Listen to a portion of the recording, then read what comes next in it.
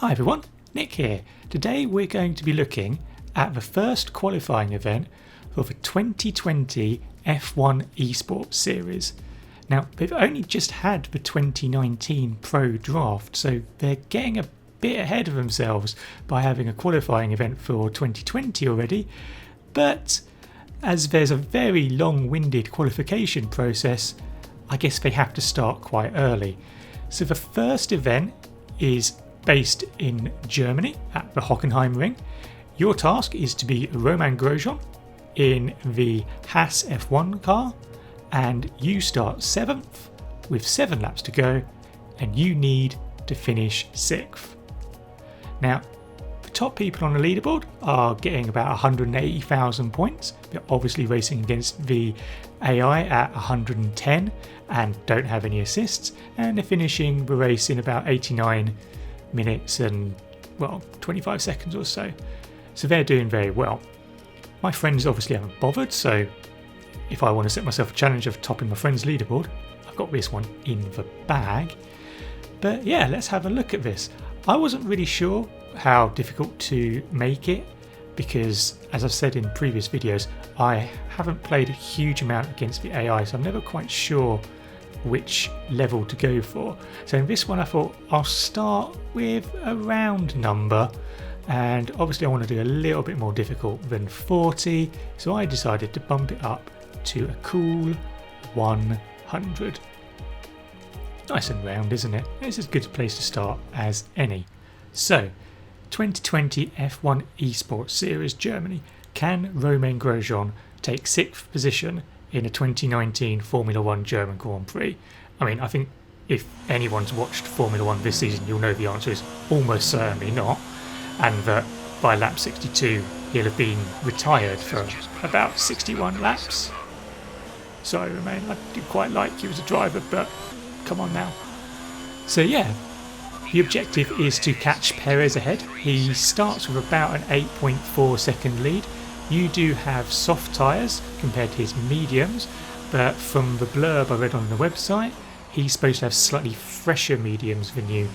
Also, according to the blurb on the website, the track is supposed to be damp, which I only read this after the event and had no idea whatsoever that this wasn't just a completely dry track. The reason it's damp is because the events are actually based on a 2018 race, so Grosjean actually did come back to beat Perez for 6th position.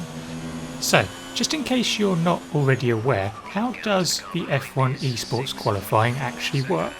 So for 2020 they've mixed it up a bit, and it's quite complicated once you actually try and get into it. So there are 5 qualifying events. This is the first one. The first 2 are standard qualifiers. You have to try and be in the top 8 on each platform, so that's PlayStation 4, Xbox One and PC. The top 8 from each of those go forward from each of the first 2 qualifiers, so that gives you 16 races on each of the 3 different platforms. They then do 6 races over 50% distance. The top 7 from each of those go into the 2020 Pro Draft, so that's 21 people, and that kind of makes sense. After that, not really sure. There's some playoffs where it seems that some people qualify, but then there's another event and you have to try and not get knocked out and qualify again, and then they add some more qualifiers, and I don't understand it. I've read the instructions 2 or 3 times now and I don't get it. And there's also a invite-only time trial where they manage to smuggle 6 people in as well. So you end up with 36 people going into the Pro Draft. They then get whittled down to 24 via some races, and then some of those guys get picked by teams. And as you can see from my driving there, I'm very unlikely to be one of those. But that said, I'm not playing this because I expect to qualify or anything like that. I'm doing this because I just like competing with some of the world's best at this game.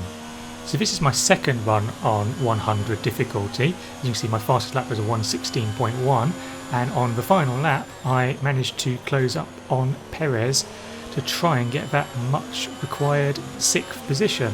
So we're going to go down the back straight. We've got overtake mode on, we've got DRS, so this should hopefully be quite easy. He's going defensive, we're still going to go up the inside, probably outbrake ourselves a little bit, and there's a bit of contact, and that's not the cleanest move. And I think we get a warning as we do there, and of course, as this is points based, warnings count against you, so that's not very good. But on the plus side, we've hit the objective, so we have got 6th place, so we're at least going to put a score on the board, and we cross the line to do so.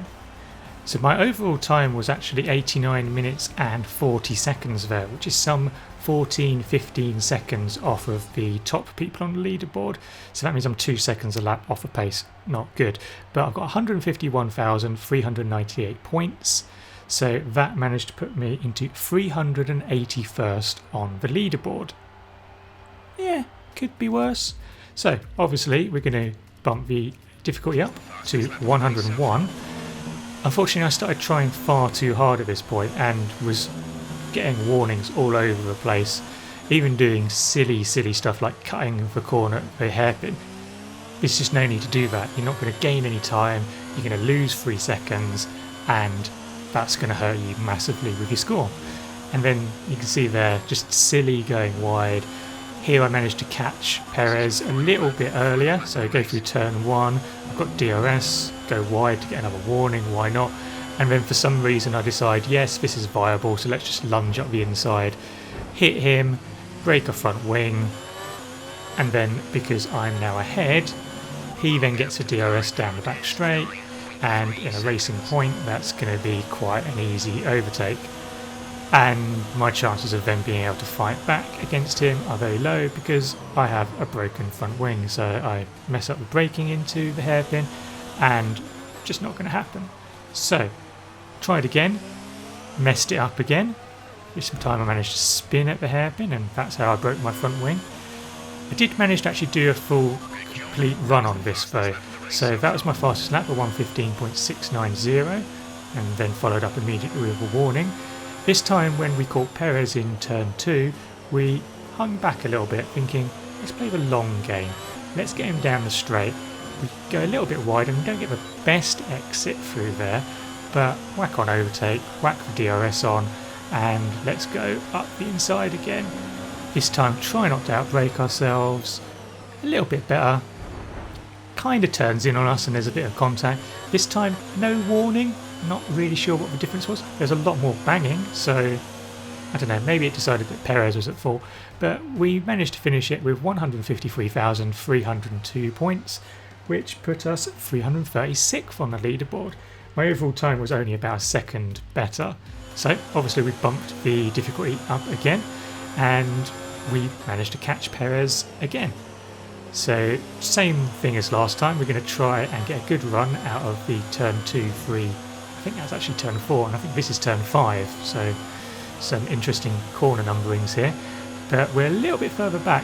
He goes defensive, and we decide to try and go round the outside, which is mighty ambitious of us. A little bit of a lock-up on the marbles there, but we get a decent enough switch back, whack the ERS onto high, and we're going to go up the inside here, just about manage it, round the outside.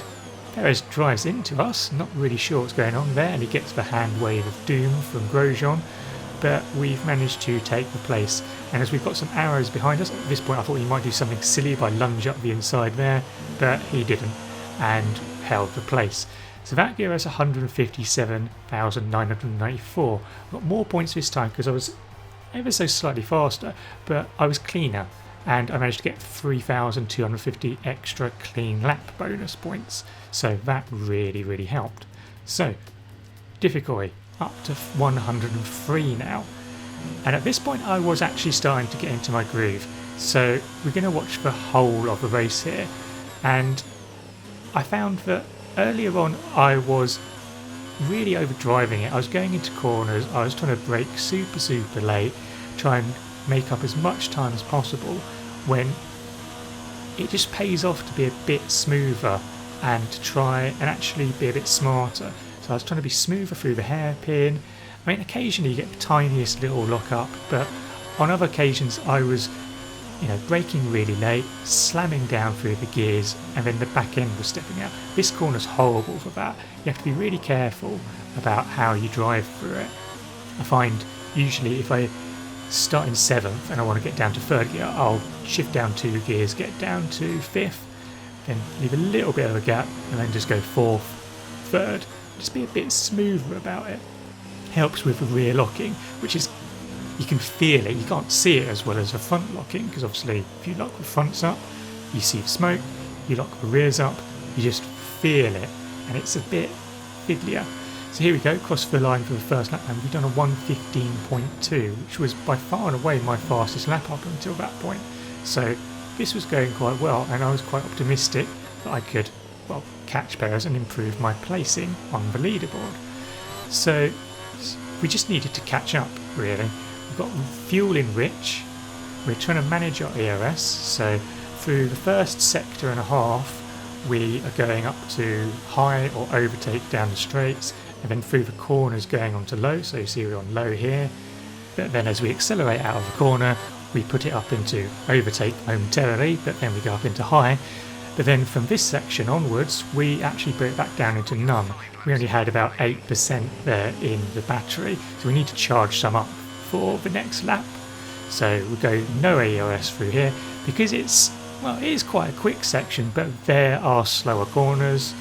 We've got a big braking zone up ahead, so we brake through here, go through it in 3rd gear, regain some charge. We've got a couple of corners up here, so we're going to brake again for here, and you see that's built us up a 30%. So now we can then whack it back up into high and go again. So that lap was a 15.6, which was probably faster than my fastest laps in the previous efforts I'd had, but was actually 4/10 off my best here. And I don't know if I've started to get carried away there, but we've locked up into turn 2, gone a bit too deep, and that's already cost us 2/10 round this lap. The other thing I don't really do, but I've seen a lot of people do online, and I know is a big thing in F1 2019, and was a big thing in F1 2018 before, is playing around with the fuel mix. I did try and do that, but I don't know, I find it very fiddly to try and play around with the ERS deployment level and the fuel mix as you're going round corners. And I mean, I'm not that good at the game, so I kind of do really need to focus on the corners themselves and the traction zones, trying to make sure I don't spin off or anything silly like that. Also, slightly annoyingly, my old racing wheel, which was a Logitech G29, and is a very good wheel, it had buttons that were recognised by the game that you could map to things like the ERS levels and the fuel mix. So I think I had the little turning wheel set to the fuel mix, and then the little plus and minus toggle to go as the ERS deployment level. So it was very easy for me to just, if I want to go up 2 levels, hit plus twice, twist the little thing, and then away I go. On my newer wheel, which is a Fanatec F1 Esports wheel, and you'd think this would work properly given, it's a F1 Esports wheel, it's the official wheel of esports, and there's a Fanatec logo to prove it. It doesn't recognise the twistiness of the little joystick, and the left-hand joystick it completely ignores altogether. So I'd quite have liked to have some option to use that, but I don't get that. Not on the PlayStation 4 anyway. I think it works on the PC okay, but that's a bit annoying, so I do have to do it manually. And because of that, you're having to press up, down to toggle between the two, and then left and right to go through there. So at this stage in my F1 career, I don't quite have enough talent to be able to fiddle with both the fuel mix and the ERS at the same time as actually trying to keep it on the track and go fast. Okay, so lap 66, and you can see a pink dot on the horizon. That is Sergio Perez, and that is the 6th place that we need to be able to pass this challenge. We're not close enough to be able to get him this lap, but as you'll notice from the bottom right hand side, I've actually used up all of my excess fuel, so I've had to turn it down to standard. So I'm going to be slightly slower over the last couple of laps. So it's crucial that I drive nicely and smoothly, and so far I'm doing a pretty decent job of it. This is one of the trickiest corners on the track, if you ask me. It doesn't help the board markers are wrong, because you have a 50-metre board marker and there's at least 100 metres still to go, but hey ho. So we're coming through here, we lost 7 tenths and we're still 1.4 seconds off, and we've not had a great entry to the stadium sector. We need to get within 1 second to get the DRS, if not down the pit straight, then for the back straight, otherwise we have no chance whatsoever. So we're not going to get DRS through here, but we're going to cross the line and we are 0.982 behind, so we should get it coming up ahead. We cut the first turn, I think just anxious to go as fast as possible there, and we're really on the limit here, so we're going to have to go as fast as possible. We have got overtake mode on, we have now got DRS, we're a little bit further behind, and because the AI level is slightly higher, Perez is going to be slightly quicker, but we're going to catch him. We're still a bit far back and we're going to go for it, up the inside, get it stopped, bit of a lock up, no contact, so that's a first, and accelerate away. So yeah, there we go, we're into 6th place. Obviously no chance of catching Hulkenberg ahead, and there's absolutely no benefit in doing so. And if Hulkenberg actually finishes 5th in the Renault this weekend at the German Grand Prix, I'd be amazed, but hey ho, this is based on last year when Renault were actually quite good. Not brilliant, but decent. And we're just going to try and finish this as quickly as possible, because the overall time obviously really has a huge impact on the score we get overall. And we go through the last corner, whack everything up to max, and we actually go 1.5 seconds faster than our previous best with an 89.37. But you remember that corner cut that I did at the beginning of the last lap? Well, that means my clean lap bonus is lower, so annoyingly I only get 156,000 points, so even though this was against a higher difficulty of AI, I get a lower score. Oh well, it happens. I do think that I could go on a higher AI level as well, and obviously do a cleaner race, but by this point I'd been playing the game for a couple of hours and it's very hot in London at the moment, so not really the conditions to be playing long sessions of the F1 game. I might pick it up again during the week. The qualifiers go until next weekend, so let's see. Anyway, thank you very much for watching, and I hope you've enjoyed it. If you did, then don't forget to like the video, and if you haven't already subscribed, then what are you waiting for? Plus let me know in the comments as well how you're getting on with the F1 Esports. Are you entering? Are you going to try and qualify? And how do you think the German Grand Prix is going to go this weekend? Is Grosjean going to get 6th? I think we all know the answer to that, but you never know, someone might be bold. But yeah, until next time, and until the next video, goodbye.